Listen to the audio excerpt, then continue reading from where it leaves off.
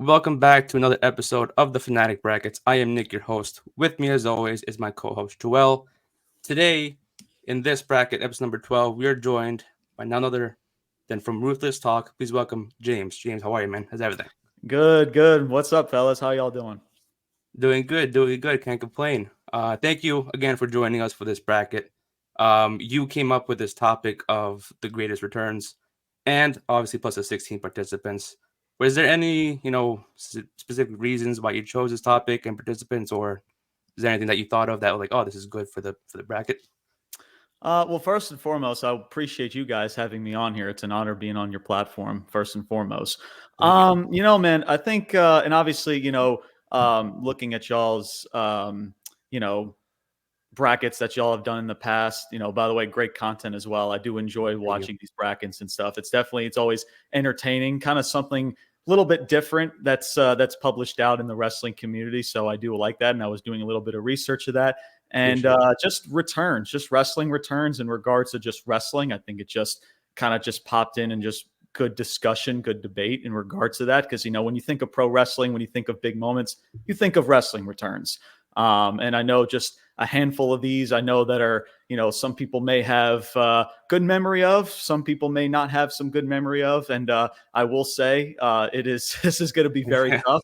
That I legit have went through all of these freaking returns. I've gone back and looked at all of these returns, and I will say, and obviously we're going to get into it, but you can't go wrong with like any of these topics or any of these freaking returns, because like they're all very special in their own way. But that's just one thing that came to my mind. Just a lot of big, returns in regards to wrestling. I think it's just like a big thing, and just in wrestling as a whole. When people think of great moments, you think of big wrestling returns. So that's kind of what came to mind. That is true. That's one of the great things about wrestling is the shock factor when someone comes out that you haven't seen in months or years. So this was an interesting topic. I like the choice. Like the participants in it.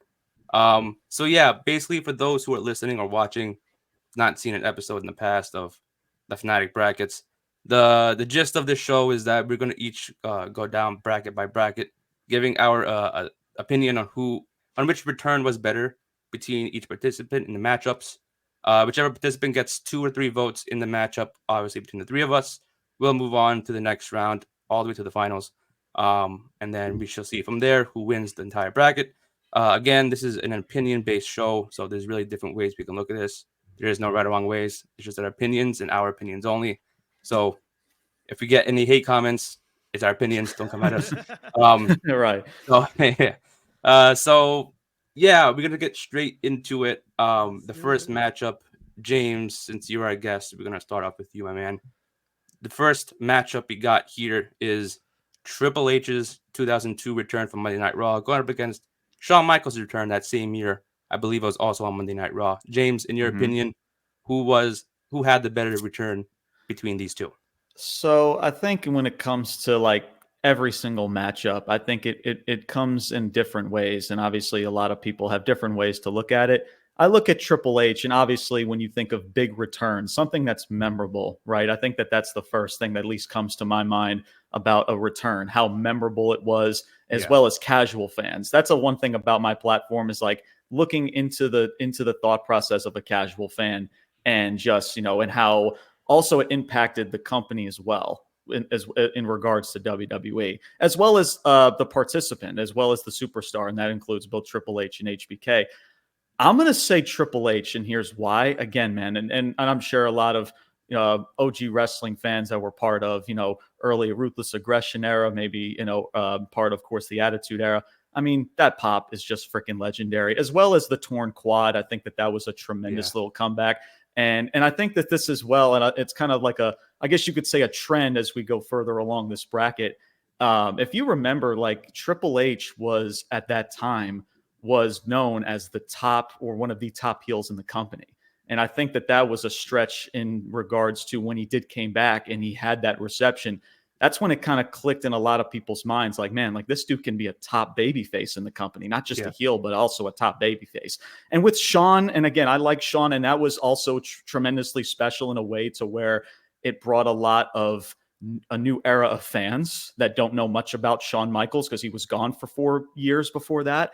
And it Yeah. definitely that in that terms, it's special in regards to that. But when you also think of Sean, you don't really think of that return. You kind of think of, the Marty Jannetty barbershop window. You think of matches with Razor Ramon in a ladder match for the Intercontinental title. So there's going to be a lot of other moments that you would think of Sean versus this return. And I think when you think of Triple H, you think of this return, the torn quadricep and the big reception Yeah. at Madison Square. So I think it's only fair that Triple H is the right answer here.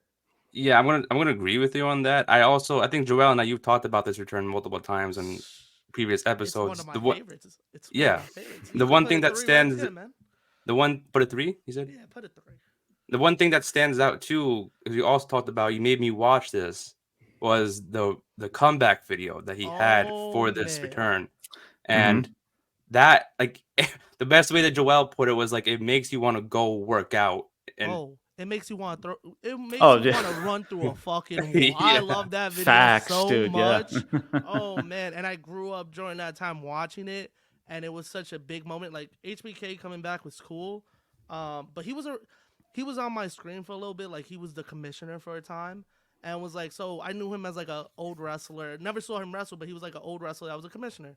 So him coming back was like, he's just back on TV. Triple H, like the whole build up to it, like you said, leaving as the top heel, one of the top heels, and coming back and getting such a babyface reaction. And I Mhm. think that video did a lot to humanize him, and it Yeah. helped with that little babyface turn. And yeah, that's just one of the greatest moments ever on Raw. I think Shawn Michaels returned and joined the NWO, if I'm not mistaken, that Yep. same night. So I He was did. like, that didn't last long, but the moment was cool. But I think Triple H had a more memorable one, and Yeah. especially in terms of like crowd reaction and how big of a pop he got when he came out. Yeah. And so that one, like you said, Joel, just more memorable. Yeah. It's a great return, one of the top up there. Mhm. So yeah, Triple H basically sweeps Shawn Michaels in that matchup. Next matchup, we're gonna start off with you, Joel.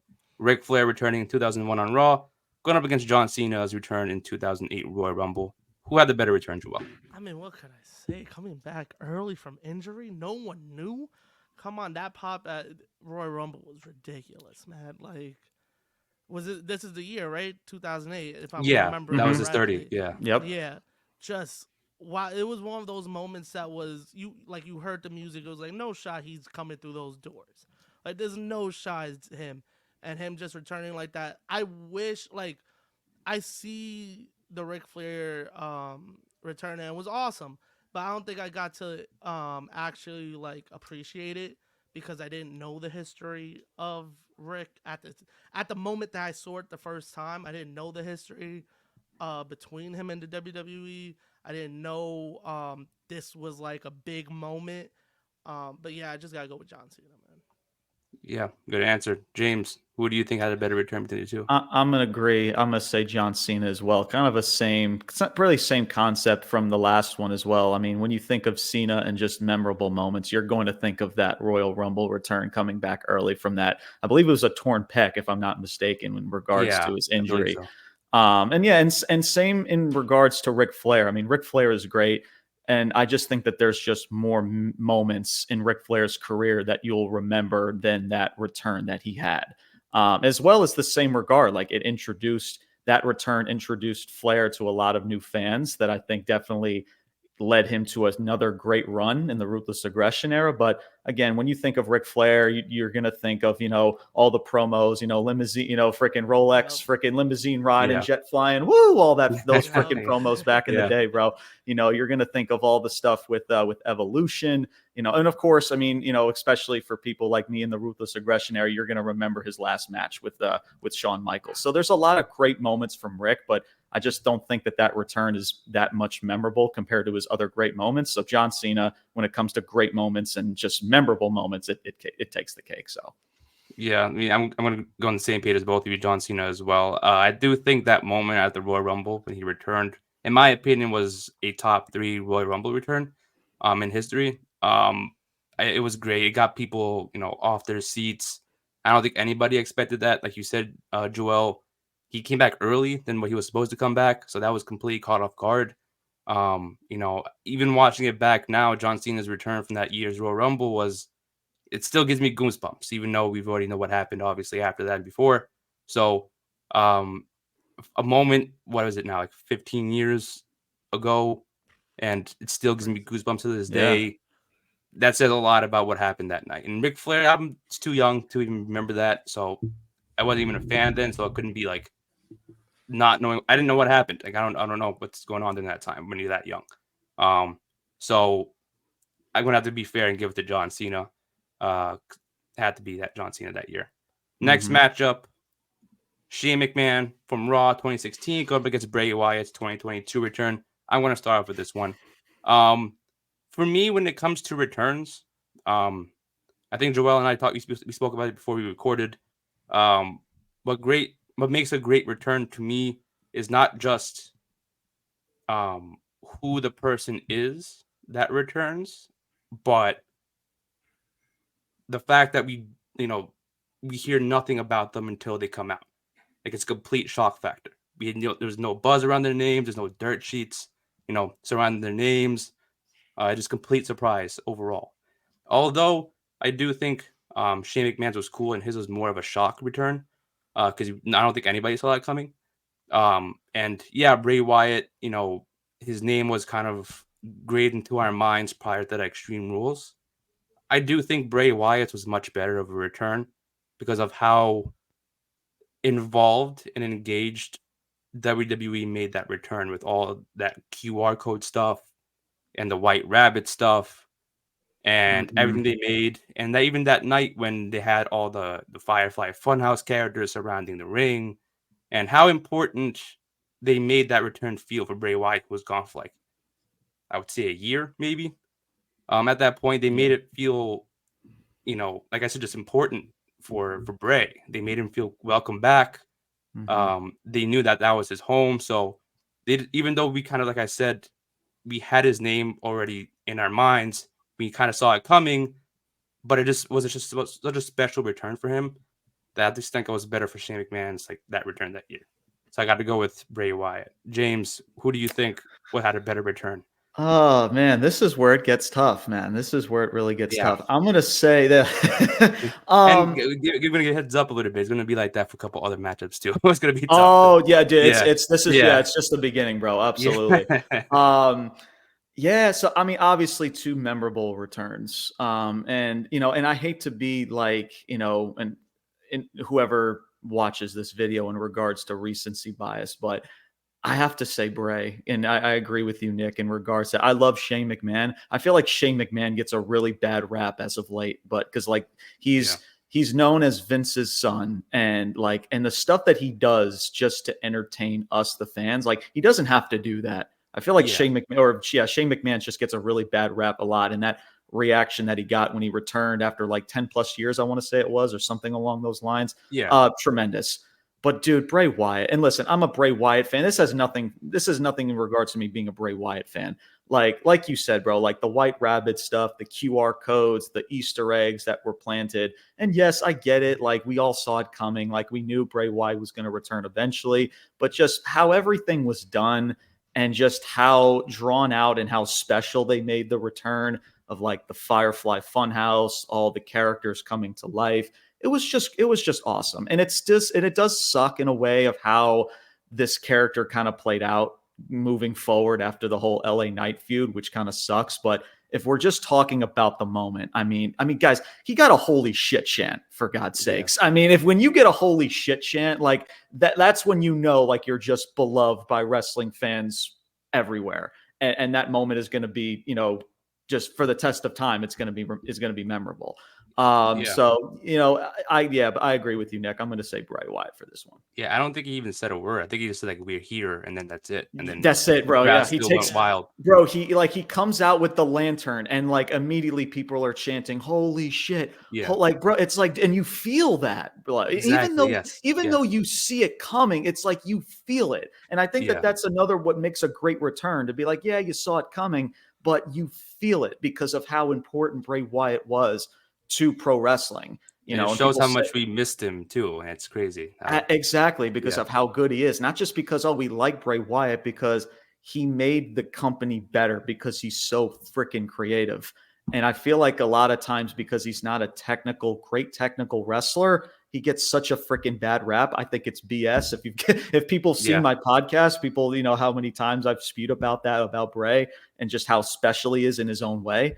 But yeah, man, just you can't like that return. And listen, Shane McMahon, tremendous return. Nothing against Shane. You can't go either wrong with those two, but what was more memorable at the end of the day and just made a bigger impact for that superstar for Bray. Because when you think of Bray, you're going to think of this return. So Bray Wyatt, definitely for sure. Yeah, of course. Joel, who do you think had the better return, Shane or Bray Wyatt? I'm going with Shane. I love the Shane return. Love the Bray Wyatt return. It was awesome. I do also think it was a little dragged out, but I loved the return. Like Fair you enough. said, like I agree with it. It made you feel something. He got holy shit chance. Like it was awesome. I just think the Shane McMahon one, like I said before, I'm a sucker for surprises. We hadn't seen this guy in so many years. It was at a time that the WrestleMania 32 build-up, everyone was injured. And even though people don't want to admit it, Shane was the light that WWE needed at that moment. It wasn't something we thought, we didn't think we needed it till we got it. And then we finally got him and Undertaker at Mania. It was one of the headline matches, one of the biggest Manias at the moment, at that moment, because it was one of the biggest arenas they ever did. When you're doing that with half a roster, it's kind of tough. But I think that Shane return, like I said, just coming years after him leaving, him doing all the stuff in Japan. I'm a big, like, looking behind the scenes and, like, we never thought we would see Shane again. We thought it was over. Stephanie and Triple H had taken over. It was like, okay, that we'll never see Shane again. So to see him and see what he did after, I think was awesome. Do I think the Bray Wyatt one was better? Probably, but I couldn't see Shane go with a 0. I needed that one. It was a great return. I couldn't let it go with a 0. That was crazy. I know it was completely out of the blue too, which I'm also a sucker for. I'm on that same page, but it was just the feeling coming out of the Bray Wyatt one was just connected with me more. Yeah, I definitely understand that. Yeah, so Bray Wyatt moves on. Next matchup. This one was kind of changed. We had Undertaker 2004, but now it's Dudley Boys 2015 Raw return. Going up against CM Punk's recent Survivor Series return to WWE. Joel, we're going to start with you with this one. Who do you think had the better return? We really gotta go through this. We know who we're picking, right? I mean, I feel like every podcast has been talking about this for the last 2 weeks. But here's my one. I've been talking about R-Truth. Punk. I don't know what you're talking about. R-Truth. Right. Triple H said himself, like, let's talk about R-Truth, bro. Going to town on those potato chips, bro. I love the Dudleys. It was a cool moment, especially for like Attitude Era fans, but the Punk one just overtook it. Come on. Yeah. There's not even much to say about it. Like, yeah, I mean, I agree with you. I'm also going to CM Punk. I mean, I love the Dudley Boys. It was completely out of the blue. That return itself was what defines a great return, because not just was unexpected, but them two specifically were unexpected. You know what I mean? Yeah. Who would have thought they would return in 2015? At SummerSlam. What? Right after SummerSlam. Night after SummerSlam. Yeah, like what? So it was unexpected, but Punk's return again. I think it's never thought in a million years that he would actually return to WWE, but never say never. But it happened. It was still a great moment. Another return that we also had his name engraved in our heads before. They fooled us with the whole, show's over graphic on the bottom right corner. Then the music hit, like, oh shit, he's here. So that completely threw me personally off guard. I mean, like, it was still kind of somewhat of a surprise, even though, like I said, I already had his name engraved in my mind prior. So, although it was kind of expected, it's still a great surprise. One of the biggest surprise hit social media records. It was just, again, like you said, Joel, one of the most talked about returns. People talked about it for weeks still till this day. Also, real quick, I have a hot take. I do enjoy the AEW return better than the WWE return. I think it was one of those, I'll believe it when I see it. I think I always knew if he ever returned to wrestling, he was ending up back at WWE. It's one of those things that's like, as I'll do it with baseball terms. I'm a Met fan. Every year the Mets Same. suck, right? The Same. Mets suck every year. When the season I'm the odd one starts, out here. I try to like favorite, like I follow my favorite players. You know what I mean? Like even if they're on different teams, I'll watch those games. But you know who I always end up going back to? The fucking Mets. I knew he was gonna end up back there. It just somebody needed to reignite that love for him. Needed to Yeah. reignite that love for wrestling, and once he got that back, it was all steam ahead. But I think I just enjoyed the AEW one more because it was one of those that they had to like kind of sell him. Like, come on, man, you gotta come back. Yeah. People are missing you. They love you. And then opening that show where everybody just chanting CM Punk, the music hitting, and it was just one of those amazing moments. Nothing against the WWE one. It was phenomenal. I just have, every time I think of his return, the first one I think of is the AEW one. Yeah. Yeah. And plus of how recent it was too, like the AEW because return the too. AEW one was like more, I'll believe it when I see it. Yeah. Punk was more, Yeah. is it Survivor Series or Royal Rumble? He's coming back, but which one is it going to be? That Right. was it more for me.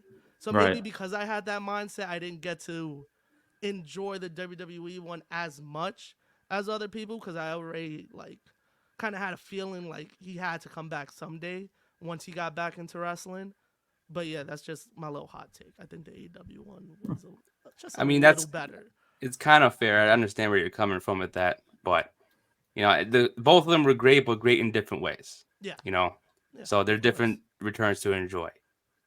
James, who do you think was better return? CM Yeah, Punk or Dudley Boyz? I'm gonna say CM Punk as well. Love the Dudleys, and you know it's funny. We made that switch at the very last moment. Yeah. With the Dudleys again. It's just again another return where you think of the Dudleys. I mean, again, also brought in or introduced the Dudleys to a new generation of fans, which again I always think it's extremely important when it comes to returns. But man, with Punk, it's just like. And I have also similar returns that have like the same concept, but it's just how the landscape changed when his music hit, when he came out. And I just and who knows? I mean, this, and I've spoken about this before because we still are uncertain of how this is going to progress for Punk and how this goes into Mania or whatever. But just how everything has kind of come full circle. And just this whole entire shtick with both Punk and the WWE, that it took 10 plus years to get him back to this point. I truly feel like this is where Punk has always belonged in WWE. Yeah. I wanted things to work out in AEW. I truly did. But like, you knew after when I believe he got suspended and then he made his return, I think everybody knew he had too much freedom. Yeah, exactly. Because Tony Khan is a freaking fanboy. He doesn't know how to properly run a freaking company. It's the Eric Bishop effect. It's like he didn't know what he was doing until he did it, and then it's one of those things that's like, I'll never let that happen again. But you already had to learn the lesson. Yeah, and it's just it was a relationship to where it's like any like type of business relationship where like the longer you drag it out, the more it's just gonna get worse. Between It was him, the Bucks, Omega. But yeah, just with WWE, I just like, because WWE with AEW, and I've said this before, and I don't know how you fellas feel about it, but like with WWE, people like Punk need something that has structure. I don't feel like there's a lot of structure in AEW right now, the way that Tony Khan is running things. So with somebody like Punk, you know, I think that he respects that type of structure that WWE has. And like you said, Joel, about like, oh, we knew that Punk was, it was down for him to come back eventually. He said it when he was on FS1 doing the freaking whatever that show was on Fox. He said, "Hey, I'll take a phone call from Vince McMahon if he calls. Why wouldn't you?" So you always knew, like, Punk always in the back of his mind, he always wanted, if the opportunity was there, he will take it. You know. So in that aspect, I guess you could say it's not shocking, but just like it's also just how uncertain it was, or just like how nobody knew. Like, I mean, people like Dave Meltzer and people like freaking Sean Ross Sapp, and how they put it out, like reputable sources said, like, guys, it's not happening. Like, just let it go. But that's what made me believe even more. I was like, oh, if WWE's denying it and trying to say, oh, we're not messing with him. I was And then there was the teases from the USA Network. There was a lot of people making references. Like Corey Graves made like a bunch of CM Punk references. So that's when, like, Yeah, everybody did. And I think that Yeah. that's just like in the back of your mind, like, okay, something's up here. Yeah. Even though, like, yeah, like from reputable sources, you were like, yeah, like it's not happening. It's not. It was more If like it they're trying to throw us off by telling the people like, right, "Oh no, we have no contact with him. We stopped yeah. Exactly. talks." Yeah. And I've stated before, and people thought I was nuts. Like, don't be shocked if you see Punk back in WWE. I just didn't expect it to be at Survivor Series, especially with the whole Randy Orton thing, Yeah, because they Yeah. announced it before the pay per view, that was and you're terrible. thinking, okay, they don't want to disappoint the Chicago crowd. They don't want to get their hopes up for a big shocking return because is it Orton? Is it Punk? So that also aspect added into like, yeah, Punk is probably not going to show up.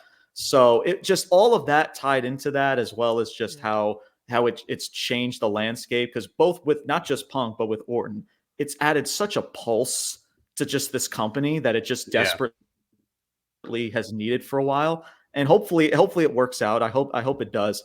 But yeah, no disrespect to the Dudleys, one of the best tag teams of all time. Yeah. But yep. I think you would be crazy to pick the Dudleys over this Yeah. return. So Yeah. Yeah. I mean, it was a great return. Like you said, no shot to them, but it was just, I think the recency bias of Punk returning, that's still fresh in our heads. Um, so I think it's still better to talk about and say, hey, he's back. I still like find it a little bit hard to believe still, in a good way, of course, because it's like, oh shit, CM Punk is actually back. He's actually here. Yeah. So still a great return. Next matchup on the bracket is we got Roman Reigns' 2022 SummerSlam return going up against Stone Cold Steve Austin's 2000 return. Uh, James, who do you think had the better return between these two? Man, I mean, it's got to be Stone Cold in 2000. Look, with Roman, listen, and I get it. A lot of people think that it was a tremendous return, and it was for again for what it was special in its own way. But Hmm. guys, it was in the Thunderdome. Yeah, Come on. yeah, Like you're getting like Stone Cold and Backlash, because like the whole match between I think it was Triple H and The Rock, and he came back from the injury, the whole story. Like, guys, it was beautifully done. It was so freaking well done. And again, something that was, I never saw live or never saw on television, but again, yeah. with thanks to the WWE network and other sources, like I've watched that clip so many times and I just get goosebumps just freaking watching Hmm. it. The glass shattering and freaking, again, Vince and Shane McMahon being involved, Linda McMahon being Yeah. involved. Just that whole process was just awesome. And again, the crowd was just freaking electric. Like I'm not going to choose a return that happened in the Thunderdome versus that. I can't do it. And I like Roman. And I would maybe second guess it if it was in front of an actual live audience, Hmm. maybe. And because that return I've always said this all the time. Like, I mean, obviously that did wonders for his career. When you think of Yeah. Roman Reigns, you're going to think of that return and how it skyrocketed his career in the most positive trajectory imaginable. But it was in the Thunderdome, dude. I can't do it. So it's Stone Yeah. Cold for me. Yeah, I agree with you. I feel like anytime Stone Cold returns, you always get that big, pop from the crowd. Even now, Always. Mm-hmm. you just hear the Always. glass shatter. You know it's him. People You go know. crazy. And the thing with Romans, I agree with that too. Like Roman's return is like you felt the change in character from the moment he returned. It's like, oh, this is not the same Roman he Yeah. was a couple of months prior. Uh-huh. Um, just the only bad thing about it is, like you said, it was in the Thunderdome in front of nobody, so we couldn't really get any reaction from that. Really, instead of maybe like piped in noises here and there. Um, so maybe, like you said, maybe if it were in front of an audience, it'll be a little bit different. The feel might have been a lot different from that. Maybe I would have chosen Roman if it was in front of a crowd. But that whole character is amazing. But Stone Cold, I agree with that reaction. Still a return that can gives you goosebumps to this day, just like any other return. So, Stone Cold, I had to choose Stone Cold there. Joel, who do you have between these two? Yeah, Stone Cold. Stone Cold has such a that return at Backlash was just incredible. But the thing I did want to bring up about Roman, like it wasn't the Thunderdome, but I do have a question for you two. How do you think he would have been um received if this was in front of a crowd? Because they got to tell us like he's the big bad heel. Like they Oh, got to like how like orchestrate that because there was no fans. They didn't have anybody that was cheering, booing. They would pipe that in and let you know how you feel about this guy. mm-hmm. How do you think that would have I went? think it would have been a mixed bag. Honestly, I Do think you it would think have we been. have the Roman today that we have if Mm, that I think return so. goes a Yeah. little floppy? I think so because Joe Anawise has stated before, like he went into Vince McMahon's office and he stated like, especially and I know you guys posted about it too in regards to the whole dog food yeah, freaking segment, and I think that was yeah, kind of, and again he said it about it too, like again the whole mixed crowd reaction, and he stated that like yeah, like changes need to be made, and Vince McMahon never wanted to do it, and I feel like if Roman never would have said something, I think that whole turn was always going to happen, regardless if it was in front of fans. But yeah. the reaction itself, I definitely think it would have been a mixed bag, because fans were like, "Oh no, here's freaking Roman. Yeah. I Here mean, comes the." And Go that was ahead, like a Nick. pay-per-views next week. We already know who's getting the title. yeah, Those and Right, those just things, yeah. like, exactly. oh Yeah, man. I mean, I exactly. think for me, in terms of the crowd reaction, I think it would have been like some people definitely would have been like, "Oh shit, that's Roman," but Mhm. I think they would have noticed immediately the character change because you didn't see him in the vest. Yeah, You but saw him in a Yeah. t-shirt. even when he So you, returned that night, I was like, "Fuck! Like again, we're gonna do this." I I mean, was like, yeah, "Okay." And then I Yeah. was like, "They're trying to like present him different, but we'll see what happens." And then Even it wasn't even until after a while that you were like, right. "Okay, this Even is though a real thing." you saw like glimpse of like, oh snap, like this looks like a different type of Roman Roman. here, but you still were unsure, and I would still think like in the moment, like just seeing Roman just in general, and you're thinking like Joel, like you said, like, oh, here we go, we're gonna do this again, he's gonna win the freaking He championship just has a coming Yeah, up. T-shirt, not a vest this time. My Right, fault. yeah, yeah, exactly, yeah, exactly. yeah. So But it's just like I think that it's that the vibe that he got from I didn't expect that return to even happen to begin with, whether fans were there or not. You just saw Bray Wyatt hold his hands up, he turns around and speared by Roman. That Yeah. completely unexpected. You know what I mean? So mhm. I think people would have definitely had like, oh shit, it's Roman, regardless if Yeah. they hate him or not. Yeah, Yeah. you probably didn't True. like it, Joel, but it's like some people are still kind of find out surprise. Like, No, oh yeah, Mhm. shit, he's definitely. actually It back. was still a Yeah. surprise. It just Yeah. Yeah. at that moment I didn't think it was a good one. I was like, here we Mhm. go. Oh, It's one yeah. it's one You it's know? one of those you Yeah. never expected how it would turn out, and Yeah, it's turned out, at exactly. Yeah. least in just like Roman and just the company too. Because I mean, I'm like, I would argue that maybe outside of both, now that Randy Orton and Punk's back, and if you want to throw a person here and there, then that's fine. But there's nobody, especially when Bray Wyatt passed, like outside of Roman, I don't see anyone else freaking moving the needle. Which, and he Yeah. calls himself the needle mover, which is Yeah. Yeah. ironic too. So. Yeah. That That is is true. very true. That is very true. fucking true. So next matchup we have. I want Ooh. to start with you, Joel, because I know Ooh. you wanted to talk about this one. Oh. Brock Lesnar, Raw 2012 return versus Edge's Royal Rumble return in 2020. Joel, who do you have a better return? In my personal opinion, one of the greatest returns ever. You gotta go with Brock. That was such a moment. The night after Mania, Cena is just down and out. He's been taking L's all year. Who's the last person he would want to see come to the ring against him? Yeah. When Yeah. that, I remember I was in my room. I was packing because I was leaving for a trip the next day. I'm packing, and I see him. He puts his hand up with the mic. He does a little circle. When that music hits, that place loses its mind. Oh man. We didn't know what it was going to turn into, but oh man, was it exciting. This dude was just in UFC not too long ago. You know what I mean? And at that point, I wasn't following like the blogs and the dirt sheets, so I knew nothing.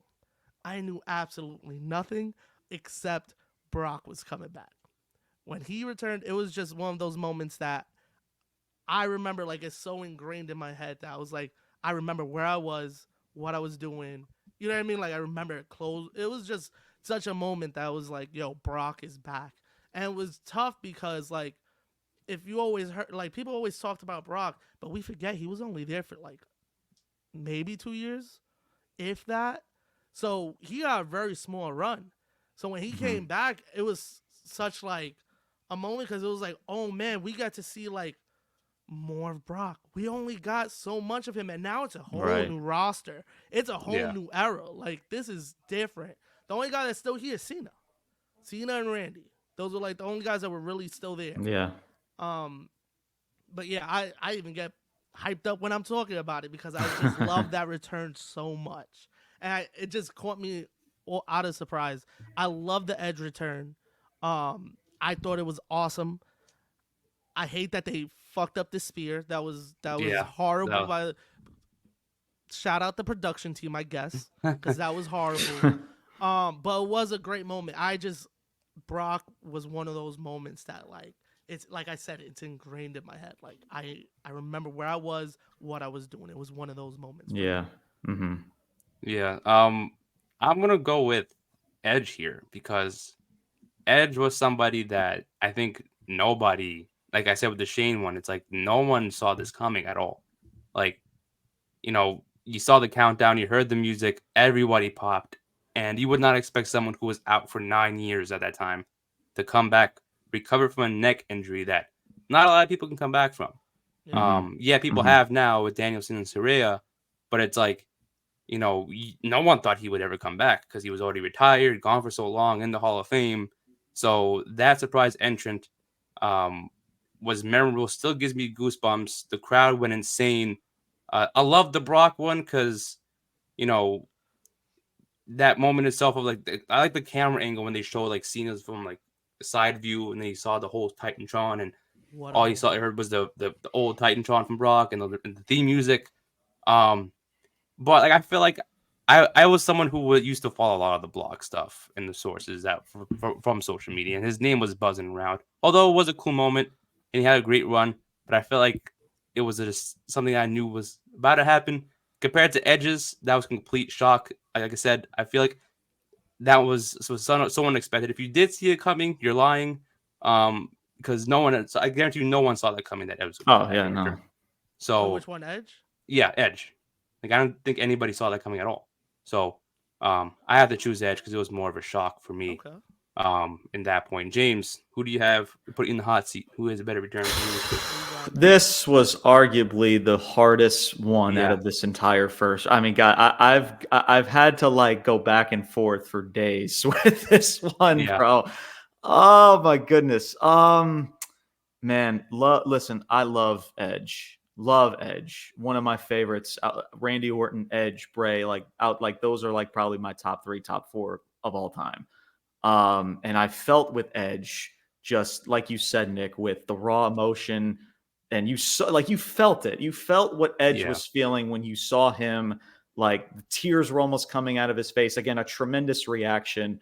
And again, just from a 9-year hiatus from a neck injury that not a lot of people come back from. Because again, just with neck injuries, quad injuries, like I talked about with Triple H with his quad injury, it's not easy to come back from.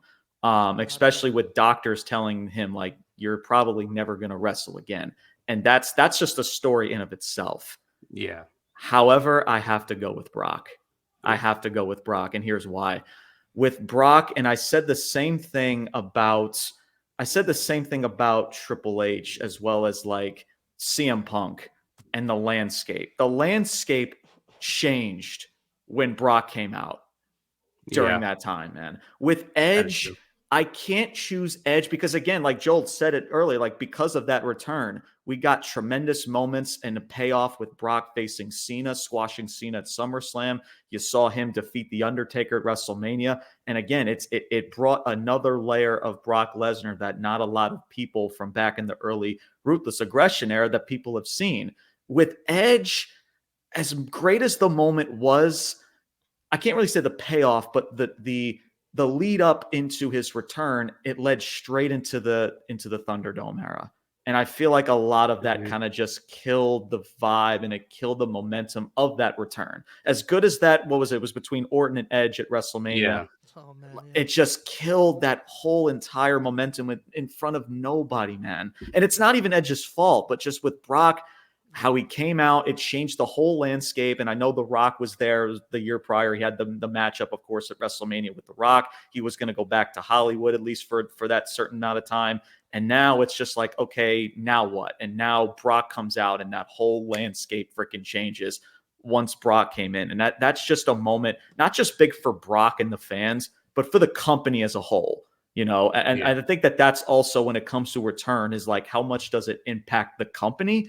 than it does for also the fans as well as the person. It did wonders for Brock, but it did wonders for also the company as well. So I have to tie that in as well in regard to that, man. I hate that I had to choose that, but it's only fair. Like that's the thing about me too, fellas, is like as much as I am a fan of somebody, I just have to be honest. Like I that's just who I am in regard to that. Like I can't choose Edge because as great as a moment it was, and it's one of the greatest returns. I'm not disputing that.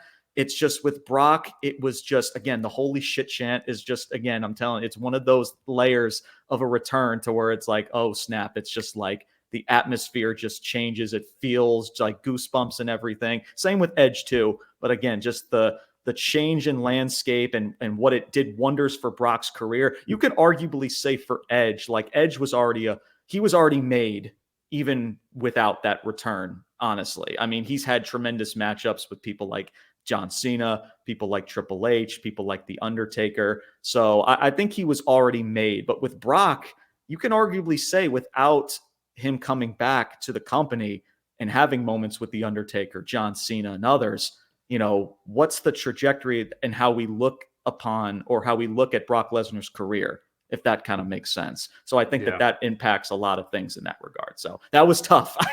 I was so tough, man, but I have to go with Brock in that regard. I was on the same thing. I was going back and forth with these two, but I'm like, it's just Edge was just like, I think it's, like I said, same thing with John Cena. I think that was one of the top 3 Royal Rumble returns that I've seen in my time watching. So I couldn't go up against that. I love Brock, great return, but I had to be biased, recency biased with this one. Yeah. Also, fair Edge enough. is one of your top guys. Yeah, he is one of my top guys. I love Edge. You start watching at the time that Edge was the man, so it makes total sense. He was the badass heel during that time, so to see him come back, and I was like, I almost shed a tear. Like you said, James, like watching his emotion was like, I feel that. I felt it. Like, dude, I'm a big Edge fan, so I felt it, man. Like I was so happy to see him back, and it was great. It was just a great moment. It truly, bro, it really was. But with Brock, I just think that return did more for Brock in the long run than it did for Edge because, and again, it's not Edge's fault, but the whole Thunderdome era thing and the pandemic, I think it just killed a lot of momentum in regards to that. And that's why I can't really choose that over Brock. I understand. So next matchup, we got Chris Jericho's 2007 return going up against The Rock's 2011 Monday Night Raw return. I'm going to start this one off. I'm going to go with The Rock returning to Raw because I remember watching that time during WWE where they were building up the guest of WrestleMania 27, I believe that was the years. Or 28. One of those 27. two. 27, yeah. So they were building that up, and I remember the night when he returned, they made it a big deal. They shut the lights off. They saw the thunder going up the top Tron, whatever. And then The Rock, that was the last person I thought of. Like, no way it's going to be The Rock. Right. And then you heard the theme song, and the whole reaction of the entire arena went wild. I even went wild from home. I'm like, oh, shit. I love the Chris Jericho return because he had the countdown. I think he got rid of the countdown. Or I don't remember. It was like the last. I think he still had the countdown. I think he got rid of it after when he returned in 2020 or no 2013. I think when he came back from the Rumble. I think that's when he got rid of it. Yeah. Yeah, because I remember like he got rid of the Jericho Tron. That's what it was. The Tron. Yeah. The Tron. Mm-hmm. Yeah. He still had like a different countdown, but right. I love the Jericho return. He came back with the shorter hair, different vibe to him, but I think The Rock gave me more goosebumps than watching Jericho return. That's just my opinion, but I don't know. I just felt like The Rock gave the arena, they also had different, it also had great stories leading after that with the whole Cena stuff. What was supposed to be a once in a lifetime thing ended up being twice. The whole him feuding with the Miz involved, coming back winning the WWE Championship. Not saying Jericho had a back career after that in WWE, but I think I enjoyed what The Rock had during his time in WWE, so I had to choose The Rock there. James, who do you think had a better return between the two?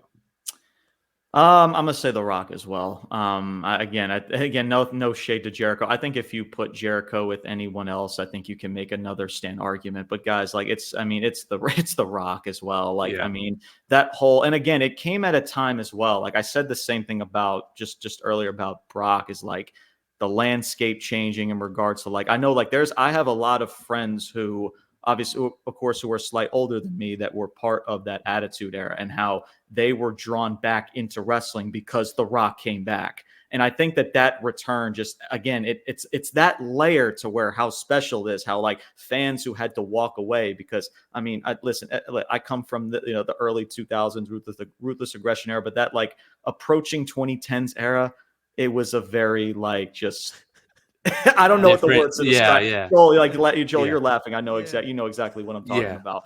It was just like I think just something just needed to change, and who knows, maybe that type of return also tried maybe influenced God knows who in regards to the Brock coming back as well the next year. But that was just needed in regards to the buildup and the hype of WrestleMania. Because I mean, let's be honest, guys. Maybe outside of at the time, Punk and maybe a handful of others, Daniel Bryan, if you want to say as well. There was hardly a lot of people moving the needle during that time. Yeah. Very, very Yeah. little.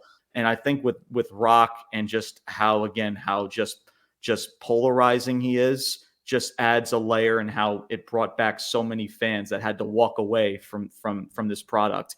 And just from one person and one return, it grabs a whole bunch of fans in. So I think in that aspect, that's what makes it more special. And I think for Jericho, I still remember that return. It was one of the few returns getting into wrestling that I definitely remember. I think it was a whole shtick that started with Randy Orton, and I believe it started with JBL. Shout out to JBL, one of the best heels freaking ever. Yeah. But yeah, so that whole return, I mean, it was special. Again, it was special in its own way with Chris, but with The Rock and how it did wonders for the business, I think that's also important as well.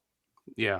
Understandable. Joel, who do you think had the better return between the two? James, I love that you brought that up because The Rock's return got me back into wrestling. Well, it got me back into WWE. I had stopped watching around 08. Still keep tabs on it, like watch highlights. Yeah. You know what I mean? That they Yeah.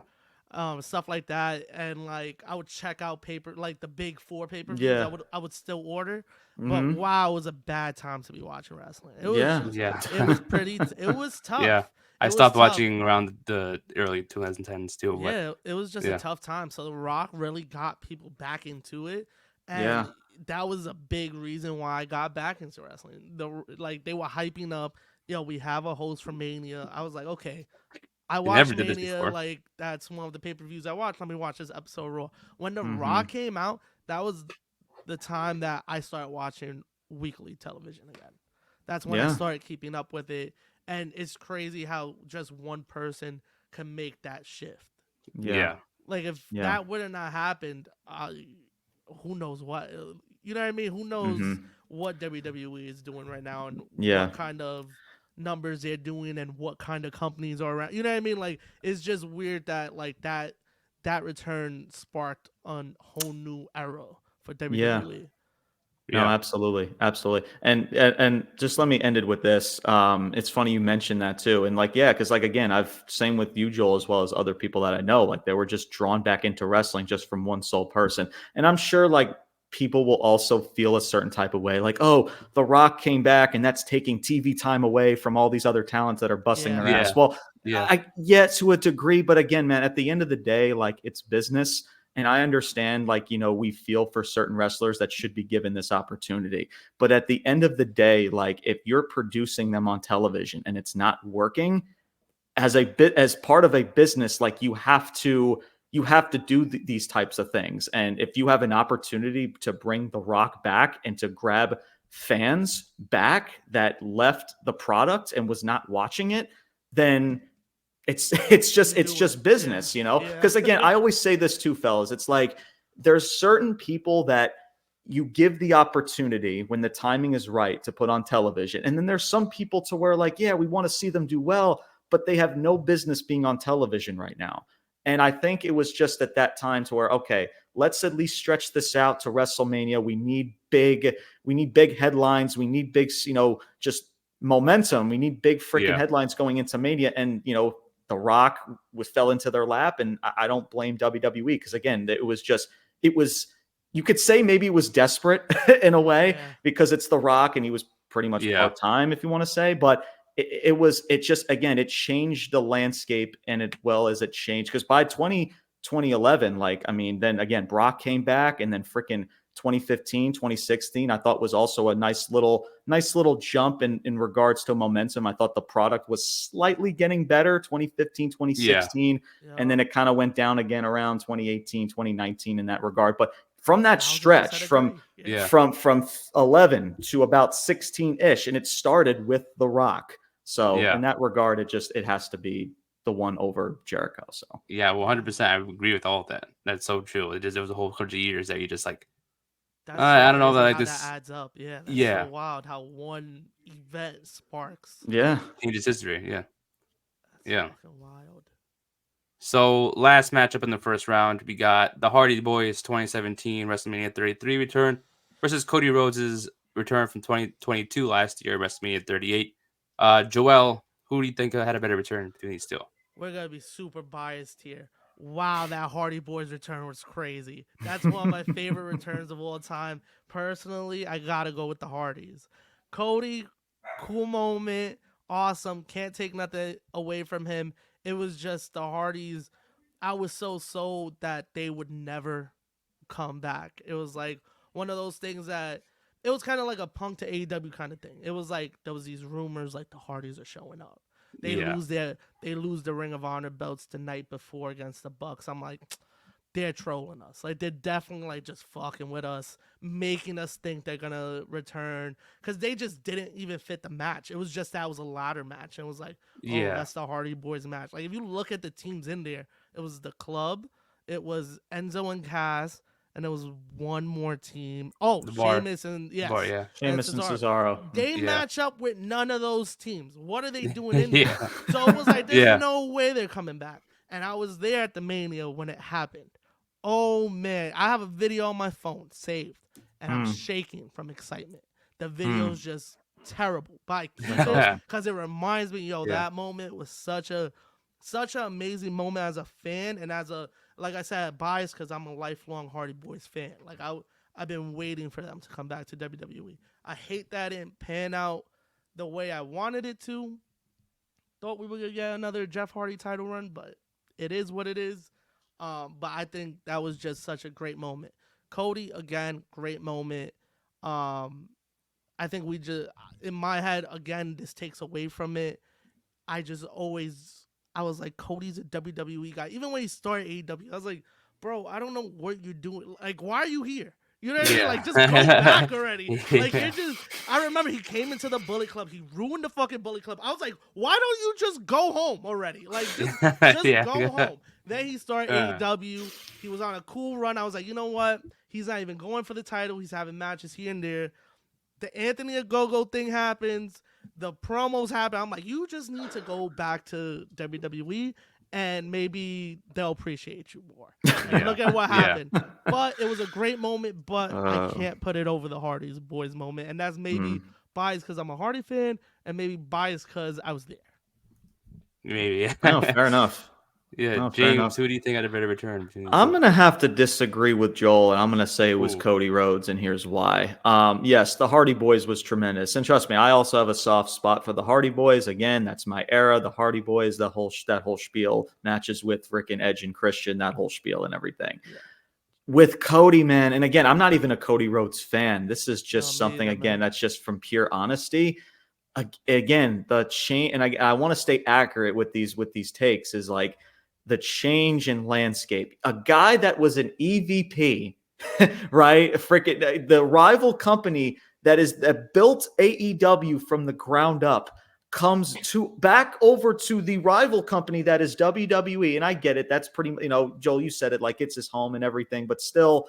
And of course it was, I guess you could say, like it was, announced prior because we expected Cody Rhodes to return because of all the sources and everything. But just the moment in of itself from a guy that helped build AEW from the ground up, and that same person comes back to WWE, and now it's done wonders for Cody's career. Because I mean, and like you said, in Cody's career, and I've said this, and I don't know how you fellas feel about this, and again, this is what I go into how it did wonders for Cody's career, because you can argue and say like the Hardy Boys were already made. They're the Hardy Boys. We all know them. Even without that return, they're still one of the best tag teams of all time. But with Cody, man, like, there was a bad taste in a lot of people's mouths in that AEW return. And it's because of the fact that he was an EVP. And I truly believe that there is a major reason why that he left. And I believe one of those reasons why is because he was an EVP and he didn't know how to book himself. And I think it's hurt the Bucks and Omega a lot because they have the EVP name. And because of that, they don't know how to book themselves properly. And it's just blurred the lines of Omega and the Bucks and where they're at right now. And again, and changing the trajectory of AEW as well, because I'm telling you right now, ever since Cody Rhodes left, you can tell that there's a dramatic or just a dramatic change over in that company since he's left. I don't know what it is, but you can tell like there's just something that's off with that company since he's left. And I'm telling you, there's a reason why he left.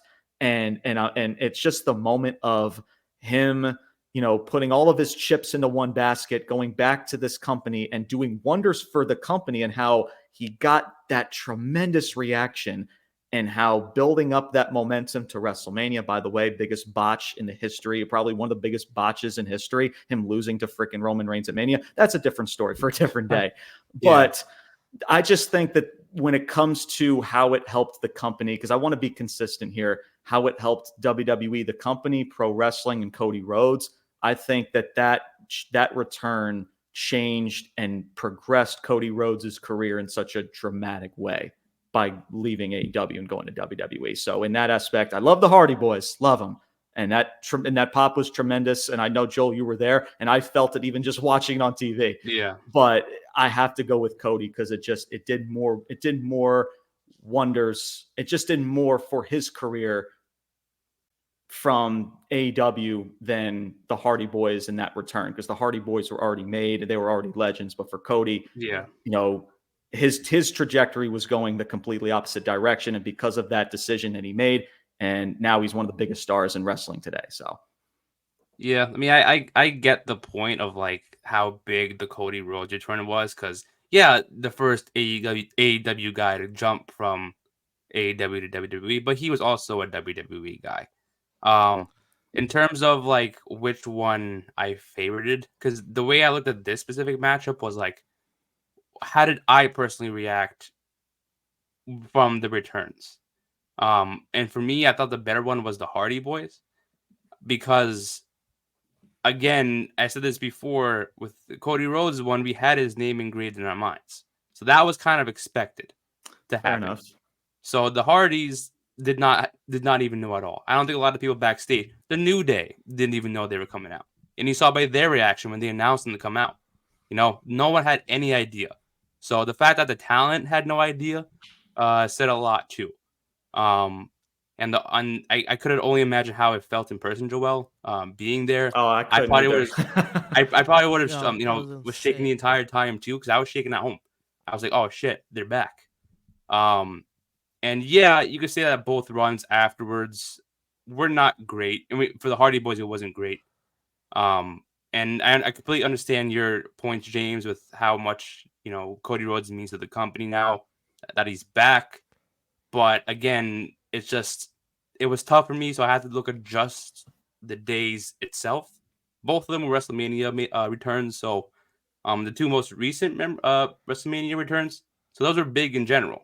To have a return at WrestleMania, to be surprises, says a lot about both returns. But I may not be the biggest Jeff Hardy and the Hardy Boys fans, but it was still a great return to see them back.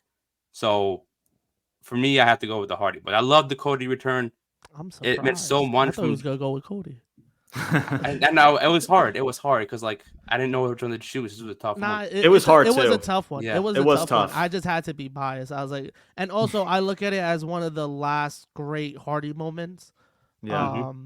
Because now they're older, Yeah. man. Like we're not gonna get the high flying that we did when they were younger, and we gotta Right. accept Yeah. that. Like we just gotta be okay with that. So I always look at that moment as like, all right, they went home, cool, Yeah. good. Like they got their last run. Like that was awesome. Yeah, at least they had and that was run, and that was the start of it. Yeah. Mhm. So I always look at that as like the last great Hardy Yeah. Boys moment. Yeah. I mean, shoot, if I was there too, I would be biased as well. So I don't blame you in that regard, bro. So I'm glad you got to witness that. That's badass, seriously. Yeah, I'm jealous of you, man. I wish I was there to see it.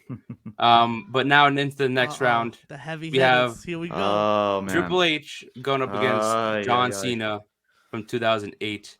I'm gonna start this one off. I'm gonna go with John Cena to be biased here. I just loved, let alone the return itself. I just love that stage that they had when they had to open the doors, and he was standing there with his arms crossed, looking down. That was just awesome to see. Yeah, like Triple H came back and had the whole colors surrounding him, and his persona changed a little bit. But I guess, like I said before, in the first round, it was just I was too young for that. And I didn't really start watching until later on. So to me, witnessing Cena's return was just, incredible to see as a fan point of view, and as a how old was I, like 10 maybe, 9 or 10, as a young fan cheering for John Cena, one of the beloved superstars ever. As a fan, it was just amazing to see him come back, and again, the whole thing of like him coming back earlier than what he was expected to return. That story was just awesome. I love the Triple H one, and I just feel like John Cena's was much better. James, who do you think was a better return between the two? Even though I didn't witness it in person, and again, I love the Cena return. And again, when you think of Cena, you think of that return. It was tremendous. But I have to go with Triple H. Just again, I said it before earlier, from the first round of this bracket, is like with Cena. And look, a torn pec is a torn pec. Like, I mean, listen, I'm an athlete. I've dealt with injuries, and I know how hard it is to come back, as well as like a torn quad. It's not easy. But with Cena, like he was already.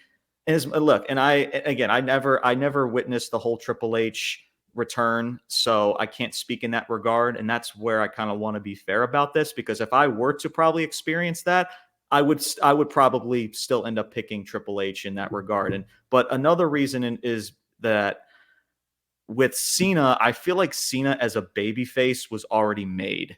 Like even when he would come back with Triple H again, like we knew only Triple H as the heel.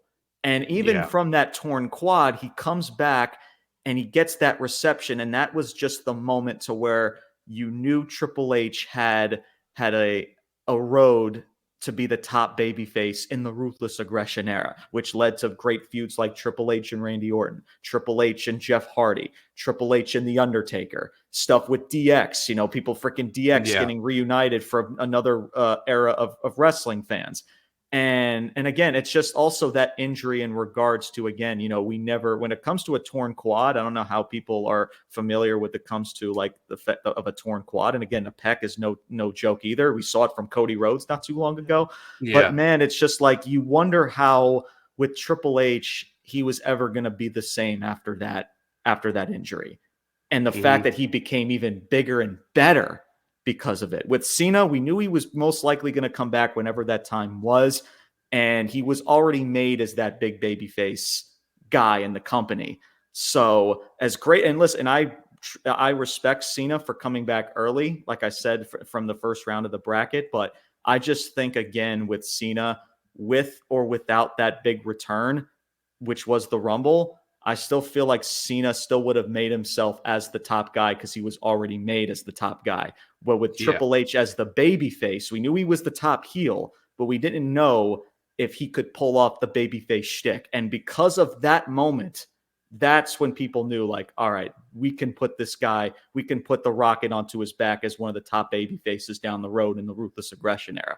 So I think in that regard, it just did more wonders for Triple H's career because, of course, he went on to win the Rumble. And I think he became the undisputed champion at that WrestleMania. And then, of course, with Cena, he wins the Rumble, but I believe he ended up losing to Randy Orton in a triple threat with him and Triple H anyway. So I think with Triple H, it did more wonders for his career. as well it had a better payoff in the long run that solidified his career. So I'm going to go with Triple H. Not bad. I'm not mad about that choice. Joel, who would you choose between the two? It's a beautiful day, Nick. You better put that next to Triple H. Triple H's return. Wow. What a moment, man. Like like I said in the first round, like just that aura that he had with him. And also, fun fact, both of these guys came back from injury from tearing something. Both at MSG. I just noticed. Both MSG, yeah. I was going to say, That's both crazy. at the Yeah. But yeah, I definitely gotta go with Triple H. I feel like I already explained it. Also, James just gave you a whole breakdown. Yeah. On why I'm thinking Triple H is Triple H, man. Understandable. I get that. I mean, I just wanted to put John Cena in there because I feel like you guys were going to choose Triple H anyways. Nah, so I just wanted to put John the Cena Cena. one is crazy too. Like, Yeah. Cena's is great. Yeah. Cena's is great, no doubt. It is. So next matchup, Joel, we're going to start with you. Bray Wyatt 2022 versus CM Punk this year. Who had a better return in your opinion? Bray Wyatt. Ooh. That's just straight up. You had no hesitation. You just said it. Okay. I love it. No hesitation. You know why, Bray Wyatt? Because of all the reasons you guys said in the first round of how it told the story and like they brought it to life. The Punk return was cool. I didn't like that. Like, I get it. It was a shock factor with the after the graphic goes up, but it just felt like they just did it just to do it. There was nothing behind it. Was still trying to figure out who's his first opponent gonna be. Like, I get it. A lot of people are like, well, you gotta let social media do the work. People of the videos of Rollins going around, the videos of Rhea flipping people off when his music hit, but like, you could have panned to your champion that was in the ring. You could have just panned to him real quick and like showed that reaction. Like, me having to go online and find that, as a casual fan, you're not gonna find that. You're just gonna see, oh, CM Punk return. I would have thought it would have meant a lot more if it was tied to something, tied to someone, or told us what he was here for. Like, even if he would just did the gesture of the belt and be like, oh, okay, we know why he's here.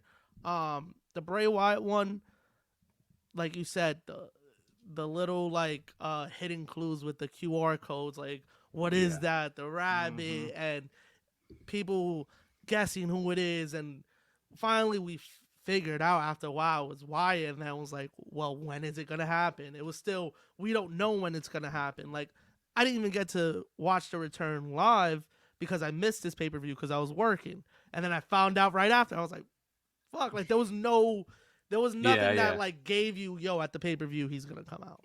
Exactly. Like there was nothing that gave you that. So it was just one of those things that it became must see and must look for. Like, it was one of those things. So I got to give it to Bray. I loved Bray's return, but I pretty much said I'm gonna go with CM Punk, and I said it in the first round.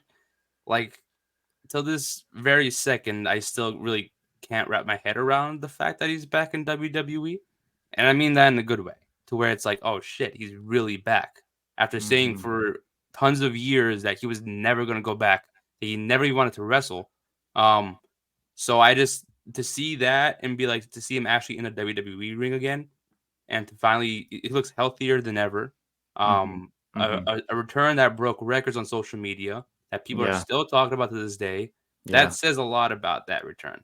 I love Bray Wyatt. Bray Wyatt was fun. It was amazing. It was emotional. It grabbed you into it.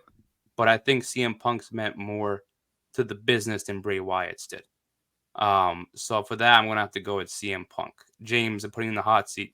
Who goes to the next round, Bray Wyatt or CM Punk? Oh my God, this is freaking tough as crap, man.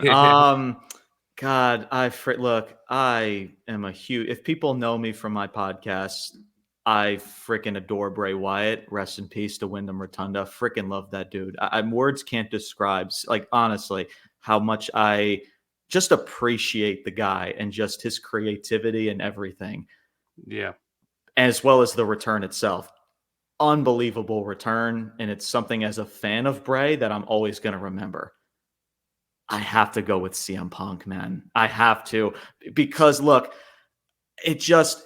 And I said this even before when it was with the whole Bray as well as Shane thing from earlier in the bracket, right?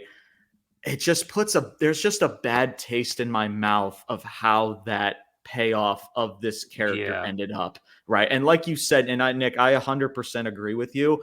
I think just with CM Punk, it just meant more to the company, as well as it draw in a lot of people, and I mean a lot of freaking people. And again, Bray, and it's the same as a lot of these other returns. It was great in its own way, and I love the fact and how it was special, because that's just how Bray Wyatt would want it to be special. But for Punk, it impacts more for WWE and that company, and just what you can possibly do with this, and the great business that you can follow up with this. So I have to choose. But I hate that I'm doing that, because I love Bray so much. But again, man, I gotta be honest. I can't. It would do.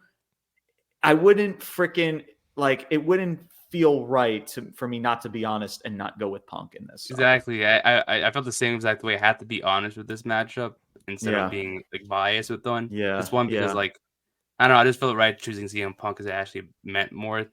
Rest in peace, Bray. But it's just, but that's not his fault. It's not. It's not Wyatt's fault that WWE always booked him like shit, and now they want to show love to him. It's just, that's why I picked Wyatt, because even though like I knew you were gonna go through like what it did for the company, but I can't do that with this one, because I know they always booked him like shit. So it was like, I gotta go with what the buildup was and how it felt in the moment. That is true. And with these two, I had to go with Wyatt. That's why I went with Wyatt. I wanna respond to that real quick before we move on. Joel, I would say in regards to his booking. Now, I honestly disagree with that statement, because Bray Wyatt has always been booked very well. I think when it comes to Bray and his booking, I think it was always, and it's part of the booking, but I think majority of the booking, I thought he was always booked very, very well. Like, he was always in big moments. He was always in big spots. Yeah, but I think when it comes to the big matchup, like with Cena and others like with Randy Orton at WrestleMania, Undertaker. like that Undertaker, like that's the booking botches. Goldberg, bro, I can't.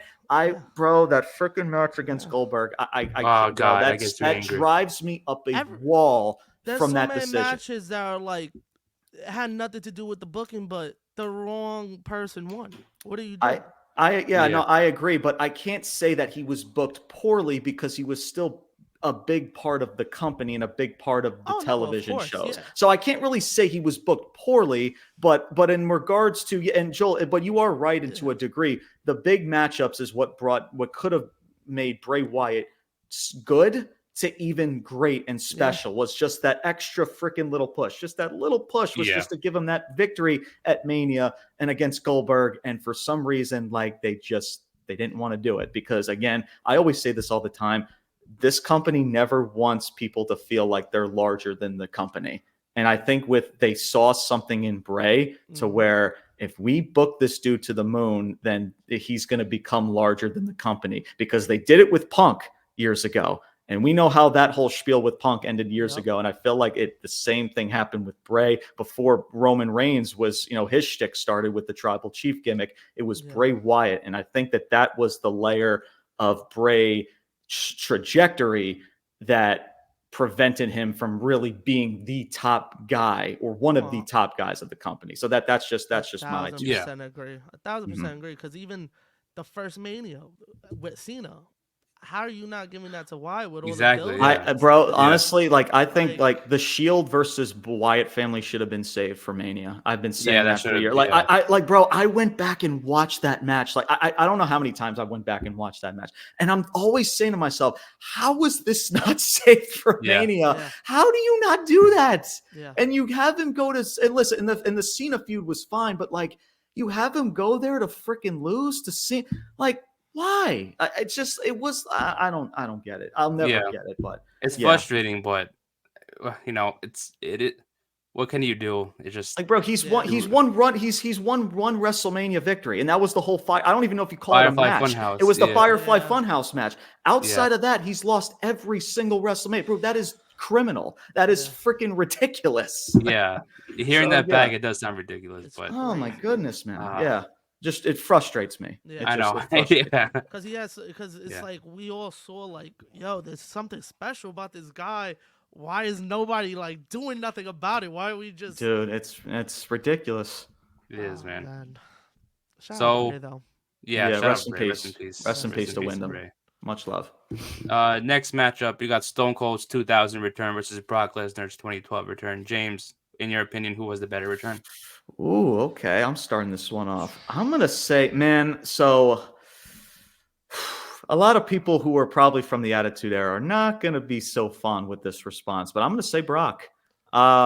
Because, and again, it just ties back to what I said. I'll try to make this short, but again, with Brock, it just did more, it did wonders more for the company as well as for him. I think for Stone Cold, as great as a moment that was, and I praised the heck out of that from, from earlier on in the first round, but I just think, again, when it comes to Stone Cold, because I want to be consistent here, I think that there's just more moments for Stone Cold that you'll go back. Like, I don't think that this is a moment to where you'll look back and like, oh, remember when he returned at Backlash? Yeah, it's one of them. But the first thing you think about Stone Cold is freaking Austin 316 says, I just whooped your ass. You're also going to think of the supermarket brawl with Booker T. I freaking love that supermarket brawl. You're going to think of the beer truck. You're going to think of the feud with Vince McMahon. True. You're going to think of all of this stuff from Stone Cold. So, and you compare that to Brock and how that did wonders for Brock and it did wonders for the company in such a desperate, maybe not desperate, but such a needed time in the business. Like, it has to be Brock in that way. Much love to Stone Cold and much love to that moment because it was a great moment. But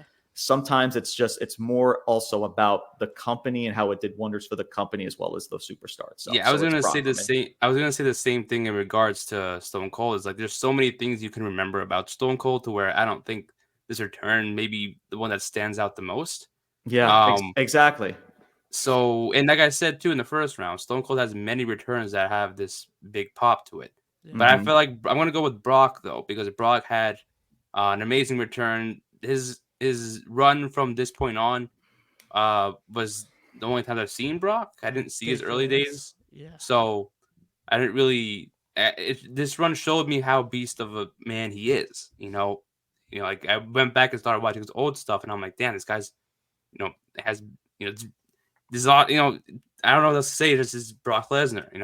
Yeah, he's a beast absolutely. in the ring. So yeah, for this return, and it made me enjoy Brock and really show me what he could do. So I had to go with Brock with this one. Joel, who are you going to choose? I got to go with Brock, man.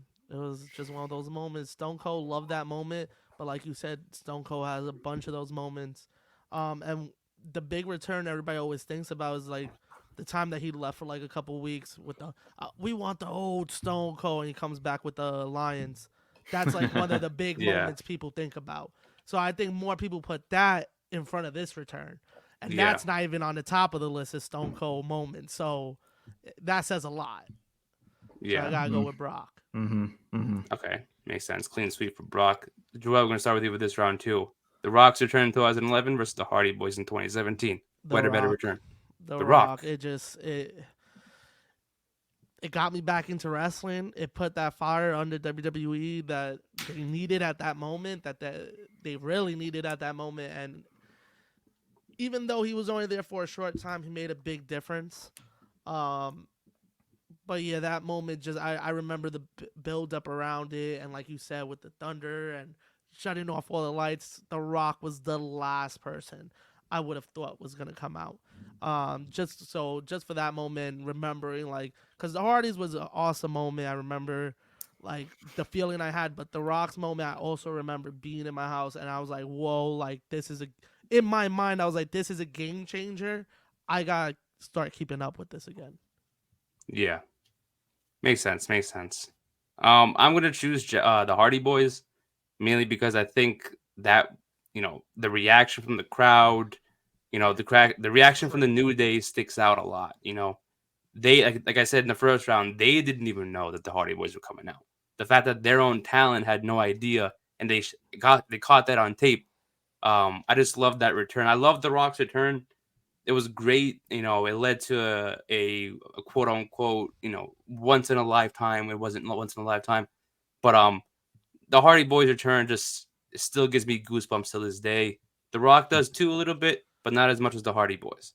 So I'm gonna have to give this one to the Hardy Boys. James, for the tiebreaker, who had the better return between I'll these make two? I'll make the short. I'll go with The Rock, man. It's a freaking no brainer. I'm sorry, man. Yeah. No Again, no worries. shit. Yeah, no shit. And listen, and I hear where you're I coming from, understand. Nick. I understand. Yeah. I truly do. But it's just like, man, it's just, and again, I like the Hardy Boys. It's just, man, it's just like, again, and I'll make this short. It's just, again, what it did for the company and what it did for fans like Joel, like coming back and getting back into wrestling. That's just the Yeah. most important thing in regards to that.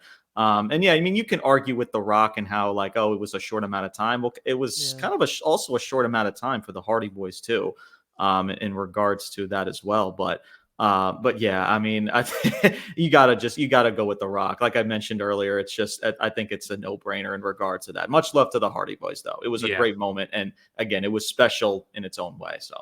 Yeah, I understand for The Rock. It's just, at that time I was like, only what 3 years into watching wrestling. So The Rock was like, it's cool to see him back. I knew who he was, obviously, but it was like still a cool moment. I kind of expected that, but the Hardy Boys were like, I was a huge fan of them. Fair enough. They were still there.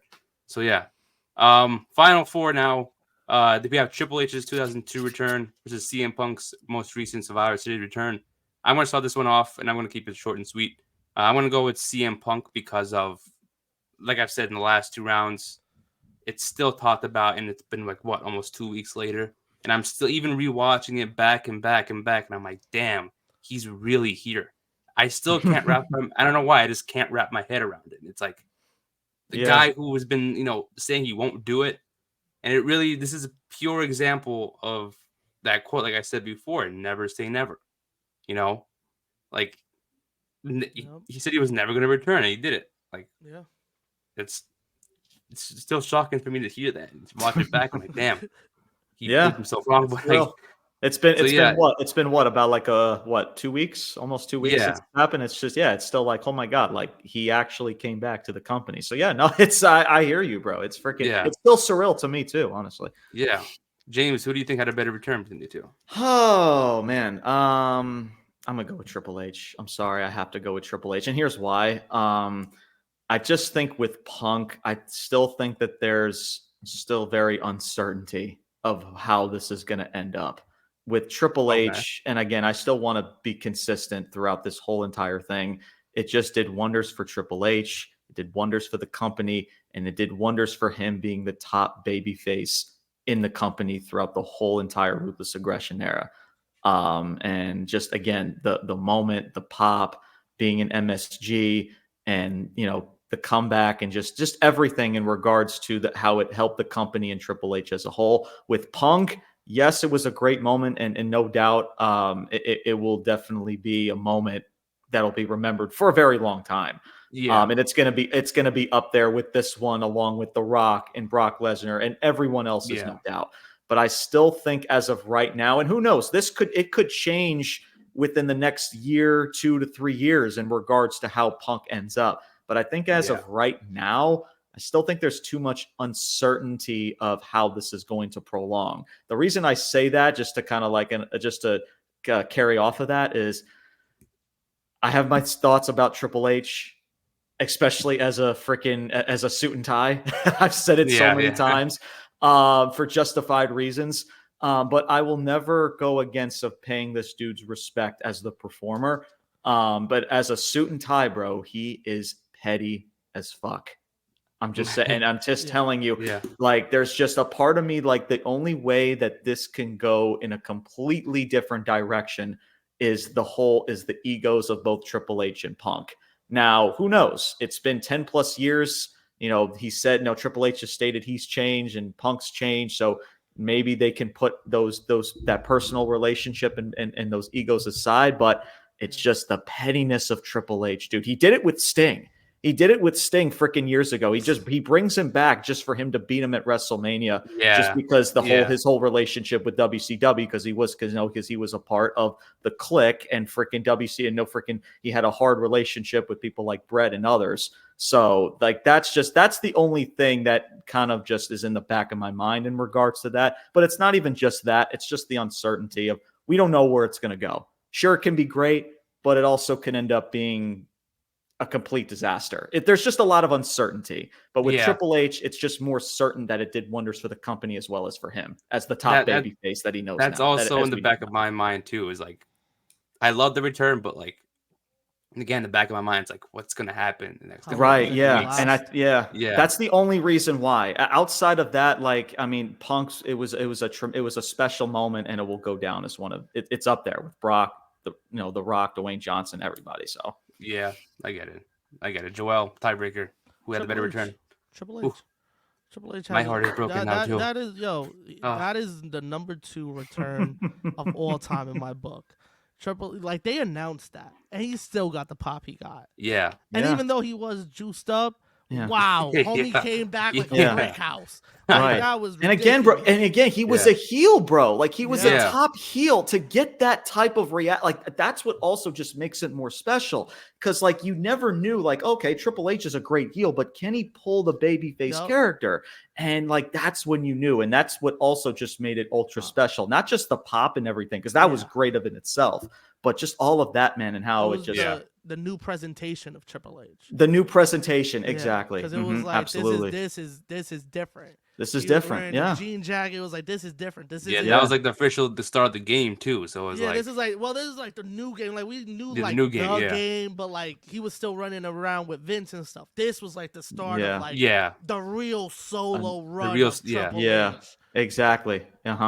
Absolutely. Yeah. So I gotta go with Triple H. Man. That's fair. I mean, I thought CM Punk was making it to the finals, but hey, I'm not mad at Triple H's return. The CM Punk one was amazing. Like, we'll never take anything away from that. But like, Triple H, man, I'm sorry, I'm going off a bias and opinion here. I know. So now, but it's facts though. Yeah, that is fact. I agree with both of your points with Triple H. I'm not mad at that, but it's just, So next matchup, Brock Lesnar 2012 return versus The Rock's 2011 return. I'm going to start this one off too. Kick it off. I'm going to say Brock Lesnar because I like The Rock's return, but Brock, like, it was just that moment to where it was like you said, Joel, in the first round, like, you had Cena put the mic up in the air, like, who's going to come out? Then Brock's music hits, and immediately everyone just went wild in the arena. Yeah. I, from home, was like, what the fuck? You know what I mean? Even though I saw reports like, he may come back, but it's like, it was one of those moments to me where it's like, you had to see it to believe it, you know? I wasn't around during his early days, but I didn't expect Brock Lesnar to come back and still do stuff in WWE. I thought he was just done and stopping right after the UFC, and that's it. Same. So then the fact that he came back, that's what the stuff that I saw from Brock Lesnar, beating the fuck out of Cena, even though Cena, should have won, but Brock Lesnar's Brock Lesnar, you know what I mean? He wrecked shit. Every time Brock Lesnar came out, I was scared. I was scared for the opponent. I was like, damn, this is insane. But I just love the run, the presentation they built for him. They incorporated the UFC stuff into his gear. And he became a different fighter from there.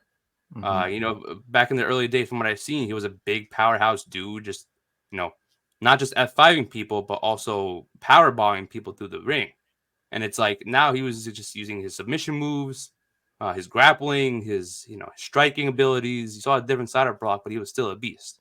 Yeah. So I love that about Brock. So I had to choose Brock's return. I love The Rock's return. It led to one of the greatest WrestleMania matches that we got to witness. But it was just a short-lived run for The Rock. And even though it's kind of expected for some people, I just still enjoyed Brock's return more than The Rock. So I had to go with Brock there. James, who do you have between the two?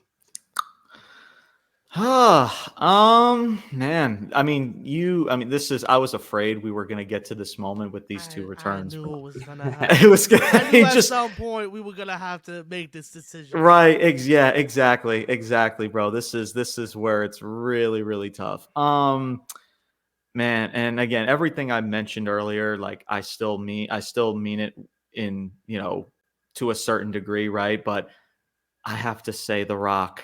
I have to go with The Rock because, again, it came at a time to where before Lesnar returned, it was just, again, that time to where the 2010s, 08, 09, it was a horrible year of professional wrestling in that company. And it started with The Rock and how it brought in fans and how it brought in electricity going into Mania. And you can say the same thing for Lesnar as well, but I think it really started with The Rock. And again, and you can also make the argument that the fact that The Rock is just a bigger star and a bigger name than Brock Lesnar overall. So, I mean, if you want to tie that into that as well, but yeah, man, both did wonders for the company. I said that in both of these returns, but I think for The Rock, because he came back before Lesnar, and what that did again for the company, because again, it was a rough time during that stretch. If you guys were part of that, anybody listening, you guys freaking know. So I have to go with The Rock, man. In regards to that, man, it's got to be The Rock. Much love to Brock Lesnar, though. You can't go wrong with either one of these two, regardless. But I have to go with The Rock. I understand. Joel, tiebreaker. Who do you got, Brock or Rock? I'm personally gonna go with Brock. I do get it that it started with The Rock. Like I said, that's the reason I got back into wrestling. But I feel like the landscape didn't change till after that Mania. Till after Mania 27. That first night kicked off like what WrestleMania 28 was going to look like. We knew Cena had to get revenge for something, whether he was going to win the Rumble or something, and then Brock coming out, and it was like, okay, now he's got something in his way. And it was just a new look into WWE. Like we said, that kicked off a new era. Even though The Rock, his return meant so much, but I think Brock coming out kind of like turned the key. Like I feel like Rock like presented the key, like, yo, this is about to be a new era. But I think it wasn't until Brock came that they decided to turn the key and open the door and decide this is what, that's a good way to put it. We're gonna build around. Even though Cena and Brock are two older, like at that time they were older guys, but not really. Yeah. There's still something here. Let's see what we could do with Brock. And then come in after that with the matches against Cena and the breaking the streak and the Beast and all these matches that we saw after that. I think that's why the Brock moment was way bigger than The Rock. Love the Rock moment, like I said. Also, as Nick pointed out, it was a little too short. But we do understand that, like, we knew he wasn't gonna stay forever.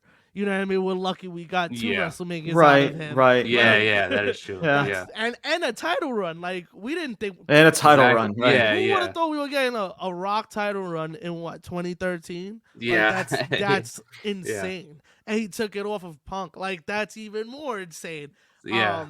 But yeah, just I gotta give it to Brock. Just putting these two side by side. Of course, I love the moment too, with just how the place goes crazy. It was just they were both such surprises, but I just gotta go with Brock on this one. Yeah. And I thought you were going to choose The Rock, so I was like, let me start with Brock. Right. So, finals. Triple H 2002 return versus Brock Lesnar's 2012 return. James, I'm going to start with you with the final bracket. Who do you have winning as the best return between these two? Well, this is tough, man, because I was expecting The Rock to be in the freaking finals, and now I'm freaking torn now. God damn it. Joel, come on, man. Come on, Joel. It was me and you. It was me and you from this entire time. We were eye to eye the whole time. We were eye to eye this entire time, bro. And then at the very end, you got to do this shit. I'm sorry. God damn it. He had a heel turn. We had a heel turn right now. Oh, God damn it. Oh, man. He turned on you, bro. He turned on you. Right, for real, dude. Like, come on, man. But, man, this is because, again, and it's both returns, again, are very similar to what we've said this entire time, right? Did wonders for Triple H and his return, and it did wonders for Brock. Man, this is tough, man. This is probably the toughest one right now, for sure. I'm gonna say Triple H. I'm gonna say Triple H, man. Again, I just think that. And again, you really can't go wrong. Like, I'm legit 50-50 here in regard to this, man. Like, this is honestly like straight off in the moment right now. So I'm going to say Triple H, I think in regards to the injury. If we're comparing these two, returns just in general, outside of everything else, just these two returns, I just think in regards to Triple H and getting back into being the top babyface guy, winning the Royal Rumble, going to WrestleMania, being an undisputed champ, because that's, again, a big moment in wrestling WWE history as well, is that moment. With Brock Lesnar, man, because, again, it did wonders for him as well. But I think with Triple H and just how, because, again, we never knew, because with Brock, like, he came back as we knew that he was going to be the heel. Right. Yeah. He's the devastating heel. He's the beast incarnate. So we knew he was going to come back in that sort of, character, because that's how he's always been. But with Triple H, it just, again, it was special because, and Joel, like you said it earlier, that was like a new version that reemerged with Triple H, his character, and the company as well. With Brock Lesnar, and it was more just impactful because of the injury as well in that regard, and what it did for the Ruthless Aggression era as well, and just the many moments that it provided. Again, Jeff Hardy, Undertaker, Randy Orton, I can go freaking down the line. So again, if people say that it's Brock, I wouldn't bat an eye from it at all, because this is very hard. But I just think in that regard, with the injury, as well as the fact that, because with Brock Lesnar, he did that shtick with freaking Kurt Angle, the whole comedic shtick. But with Triple H, but I don't know, but with Brock as a baby face, like, I don't know how I would take Brock as like a top baby face guy. I think that for Brock, he's just known as the heel, the beast incarnate. That's just the monster that's in people's way. But with Triple H, it's just like he became just one of the top heels, to just being, again, this new version of Triple H that took over the whole wrestling industry, both as a heel and as a face. And again, you can also make the argument to the fact that Triple H is just a more well-known character because he can pull off the both the heel and the baby face, right? That's what I always like when I dissect wrestling, when it comes to wrestlers.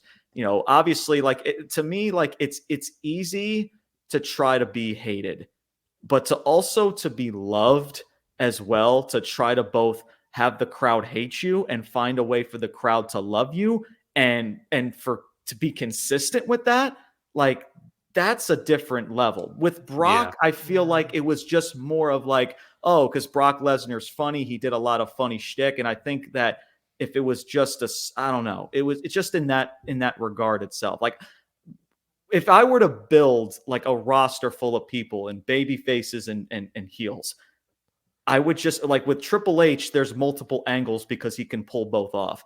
I don't know if you can say really the same in regards to Brock. I think that his bread and butter suits better as the heel. And I think that that's just what it comes across. Again, you can go either or, but I'm going to say Triple H for this one, because I think the moment was just better, and it did more wonders for Triple H, and just the injury angle, I think, kind of tops it off as well. Yeah, that's fair enough. Joel, what do you think is the better return between the two? This is so tough. No pressure. No pressure. These are like my two favorite returns of all time. Because it can go either way right now. It can go either way. So. Okay. Triple H. Ooh, okay. Triple H has a better return. Listen, that moment, like I said, it's the new era of the game. The solo run of Triple H, going on to win the Undisputed Champion. They needed him at that moment. If you think about like the roster at that moment, the only other top babyface was The Rock when he was there. At that point already. He was in and out already. So they needed a big babyface for something to happen. Because even Stone Cold was kind of like on the decline. Well, not really decline. They just really didn't have nothing for him, and they didn't want to do another Rock and Austin, and Austin didn't want to fight Hogan. Yeah, so, and plus with Brock, like, you had CM Punk during his championship run, so there was a lot of other interesting parts in that era that was happening. And again, and I condone that because of The Rock, because of bringing in fans and everything, because of that. So and I completely agree. That was during a time to where, like, that change in his character because of what was going on in the company was just was just needed, you know, and Yeah. it did wonders for the company and Triple H. So Yes, the top, like if you think about it, at that time, the top heel was Chris Jericho, the champion. Like, right, Yeah. yeah, that was the top heel. that of was the the top company. heel, right? Yeah, so like you needed a baby face to come out and get that belt off of him, and Yeah, it was exactly. just the time to do it, and it just worked out so perfectly, and it was just like I said, it was just such a moment when they announced it. I remember like the Raw watching the video, they showed the little highlight, and then under it said next Monday he returns. And I was like, get the fuck out of here, like no way. And like I said, he was like James even said he was a heel when he left. So for me as like a 5-year-old to even have that reaction of like Triple H is back, that should tell you a lot of how many wrestling fans, especially like at a young age, who their target was looking at Triple H and then deciding to have him win the Rumble, get the title, become this big, become the biggest baby face of the company. It just was at the perfect time and the perfect guy to do it. And that just all goes back to the return, and it was just incredible. Nothing against the Brock thing. Brock's was amazing. I said that before. It was one of the top returns. It's tough. It's such a tough decision. It's just a tough one. It was just Brock was needed, but not really. Like the roster was still there and stacked, but like they didn't need him, but needed him. Triple H, they needed him to come back. Yeah, that was a big ask. I'm gonna choose Triple H anyway. He already won, but Triple H, I'm gonna choose him anyways because I was gonna say that for Brock's return, I feel like they got what they expected from Brock when they got back. Is to be that beast incarnate. Right. With Triple H, like y'all, him coming off the UFC champion, you know what I mean? Like, yeah, he has to come in like a beast. You can't exactly. Yeah. So, and that's the thing too. Like, I mean, even without WWE, like Brock Lesnar was also making a name for himself. And again, like, regardless, like even with Triple H, like if he wasn't able to come back at full strength the way he did because of that injury, who knows like how the condition of just how he progressed throughout the later portions of his career with people like Orton, John Cena, Triple H, right? But with Brock, like, you know, obviously he was known when he in his first run in WWE, but he was already making a name for himself. People already knew who Brock Lesnar was. And I think without that, with that comeback to that injury, again, just comparing these two, I just think it meant more for the company and for Triple H and his career than Brock. Yeah, for like you guys were saying, like how he left as a heel, came back as a babyface. In order for them to trust Triple H, should be like, hey,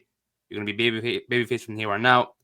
Just go for it, and he made it work. So it's also part of the reason why I had to choose Triple H over Brock. It's tough, but you know I wouldn't have been mad if Brock won either. No, yeah. But you know, Triple H, as we see in the bracket, won the entire thing between us three. Determined. Triple H 2002 return, the greatest return of all time, in the 16. James, thank you very much. We went an hour and 42 minutes with this. We appreciate you coming on and doing this bracket with us. It was very, very fun. You want to plug your stuff in for people to find your podcast and everything? Yes. So the name of my podcast is Ruthless Talk. You can find that on both Spotify and Apple Podcasts. We're also on YouTube. We're going to be doing a lot of live streaming on YouTube, so follow us on YouTube as well. Subscribe to our YouTube channel. Both our TikTok and Instagram is Ruthless_Talk.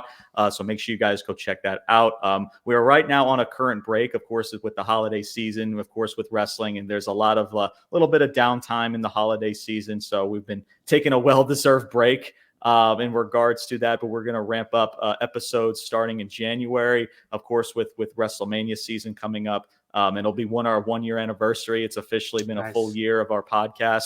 And it's done tremendous well. Appreciate you, bro. Thank you guys. I really appreciate that. But yeah, so if you want to check out Ruthless Talk, it's both me and my co-host Brian Thomas.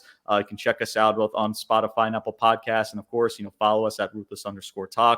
And again, man, I always say, freaking just a wrestling community that, just we've built, and it's just very, it's awesome just of where the platform has grown, and just connecting with people like you guys is awesome. Exactly. And I just want to thank you guys for having me on. This was awesome. I had a blast with this. And this was really tremendous stuff. So, but yeah, that's Ruthless Talk. Go check it out if you want to. Sometimes, I'm very, very critical. Sometimes I get called negative, but hey, I'll be the asshole. I'll be the negative who asshole. hasn't been called negative, right? Right. Right. Exactly. Right. Just because we Yeah. call something out all of a sudden, like we're negative. Yeah, Yeah. That's exactly. that's a different story for a different Yeah. day. I've spoken about that, but thank So, you guys yeah. for having me on. I appreciate it. You're welcome. Thank you for coming on again. We'll definitely put your stuff, your links to everything in the description of this YouTube video. So if you want to check it out for the people listening, it'll be in the description of the YouTube video. Once again, thank you everyone for listening to this episode of the Fanatic Brackets. Once again, I'm Nick with me with Joel, and we'll see you guys next time. Catch you.